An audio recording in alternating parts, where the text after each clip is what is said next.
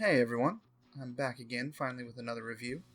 This time we're going to be talking about another new release, Marvel's Guardians of the Galaxy. When this game was initially announced, it really didn't interest me at all. After Square's handling of the Avengers, I kinda wrote this game off. I expected it to come out and just be another cash grab with the Destiny-style games as a service backbone. After picking this game up on a whim, I can confidently say that this is absolutely not the case here. The environments and showpieces throughout the game are honestly really awesome to look at. In the first instance of being on the Milano, you can look out the window into space, which really surprised me. I found myself doing this over and over again throughout the game every time I was in the Milano. I was always interested in the different vistas that they put together. The character designs, while they are obviously different from the cinematic universe, they feel true to the characters and were fun to see throughout the game with all of the different costumes that they put together. The musical library they put together for this game is a ton of fun. There is a huge soundtrack, even including Never Gonna Give You Up, a ton of classics, as well as the fictional band Star-Lord. The music is available on the jukebox in the Milano, as well as interspersed throughout the game. The voice cast did a fantastic job here as expected. No one felt really out of place or had bad reads. I really enjoyed having another slightly different take on the characters when compared to the MCU. Gameplay is always the biggest factor in a game for me because it's a game, and I really think that should be the biggest factor for everyone. This game itself is divided into different styles of gameplay. You have the conversational exploration side, where you get the pithy one-liners from the party, and you can look for materials to build or buy perks that improve your combat skills. Throughout the game, during these conversations, you can make choices as to what Star-Lord says in those conversations.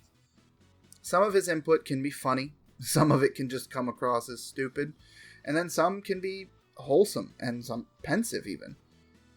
During the exploration phase of that, there are lots of little side areas that you can access by platforming and jumping around using Star-Lord's rocket boots. Then there is the combat. Through the game, you play as Star-Lord, and in combat you can use his guns and a few different skills that he gets. Some enemies are weak to different attacks and have shields that can be broken easily with those attacks. Using the left 1 or left bumper button, you can bring up a wheel which lets you tell the other Guardians what skills you want them to use on that enemy that you're looking at. Each Guardian has 4 skills that can be used, and they have some diversity, such as AoE or single target, or they'll stun enemies, stuff like that, and they're a lot of fun to watch on the battlefield. The combat feels really, really good and fluid when you string together a few skills that synergize well. Story and writing wise, there were actually a few moments throughout the game that made me legitimately laugh out loud, which is what I would hope for in a Guardians of the Galaxy game. Throughout the game, I would say that the writing of the characters was really well done. They really felt like who I think the Guardians are. The overarching story was definitely a bit slow burning in the beginning of the game, but it definitely pulled me in and got me invested to see the ending. There is no way I wasn't going to finish this one. As always, there will be some negative aspects of every game that comes out. I'm not sure if there has ever been a perfect game or will ever be one. This game is not exempt from that. First, the game does not have a locked frame rate in either performance or fidelity mode. Performance targets a 60 frames per second, and fidelity targets 30 frames per second. The frame rate drops significantly in performance mode to the point where it was even more jarring than the fidelity mode felt. So I ended up playing the game on fidelity at 30 frames per second most of the time, but it definitely does drop down below that. I would say there were frequent dips. Then, the platforming that I mentioned can get a little finicky and get a little frustrating when you're trying to climb around, because the rocket boots don't really boost you that high, and it can cause some fun mistakes. And there were a few bugs that I ran into in my time with the game. During a conversation choice near the beginning of the game, this happened to me. I selected an option at the very end of the choice timer, and so it just kicked me out of the conversation and didn't continue the conversation, and Star-Lord wouldn't move at all. Couldn't make him jump, couldn't open menus, couldn't shoot, couldn't do anything. So I actually had to reload the game and go through the conversation again in order to proceed.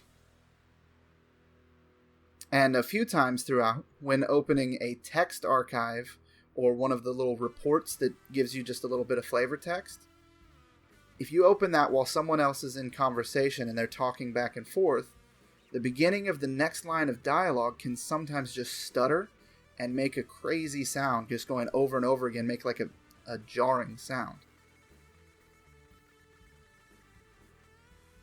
And then during some battles, enemies would get stuck in an animation or skip over it entirely and make it to where when you kill them, it doesn't actually do so. It doesn't, I guess, count it. So the combat never ends, but there's no enemies to fight, so you can't progress. And for those, you again have to reload the last checkpoint and then do the fight again in order to keep going. I ran into all of these, as well as a few other smaller bugs, during my 17 hours with the game.